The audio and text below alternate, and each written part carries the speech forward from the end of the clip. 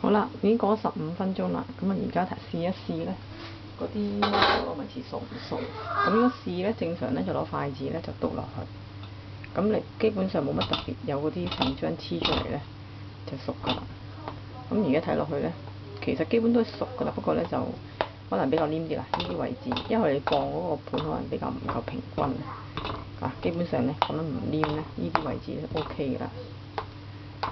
咁啊周圍試下佢。咁然之後咧就攞出嚟咧就成排攤凍，好啦，咁應該都 OK 15分鐘，其實用電磁爐咧都會快啲。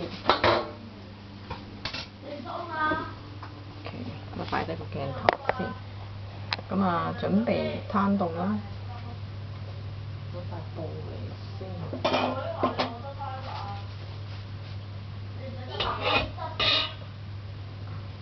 成塊布就擺度攤凍佢先啦。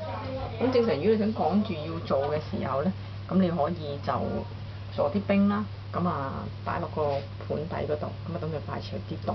因為咁熱根本你攞唔到上手。咁你準備啲椰絲啦、膠手套啦、一個刮，咁啊最好擺張墊，個墊到時上邊咧就最好搽少少油。如果唔係你哋咧，可能初做咧做唔慣咧，就比較會黏底。如果你搽喺油個底就會好啲啦，咁啊一塊塊咁，點解好似一團咁樣咧？嗱，你見到啦，你見到嗰幅圖點可以一嚿嚿斬出嚟就係咁樣，即係你個粉團整得靚咧，咁佢個搓出嚟咧比較易啲啦。你見到點樣分佢都係好容易分割嘅，咁有個鏟咧幫佢刮佢啦，同埋方便陣間分割。咁因為而家太熱啦，我唔可以即時包俾大家睇，咁啊只不過咧就做埋嗰個測試俾你睇啦。如果測試中間都冇，頭先話熟啦，嗱啲粉基本上咧，你會見到啲粉漿唔黐唔成，咁啊已經 OK。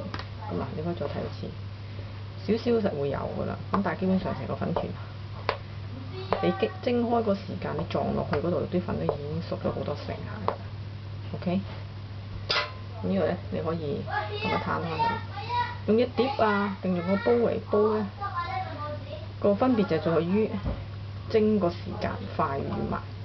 如果你用個好窄嘅煲去蒸佢咧，咁中間可能厚15分鐘蒸唔熟嘅。咁攤開個範圍大啲，好似而家咁樣攤凍都會快脆啲啦。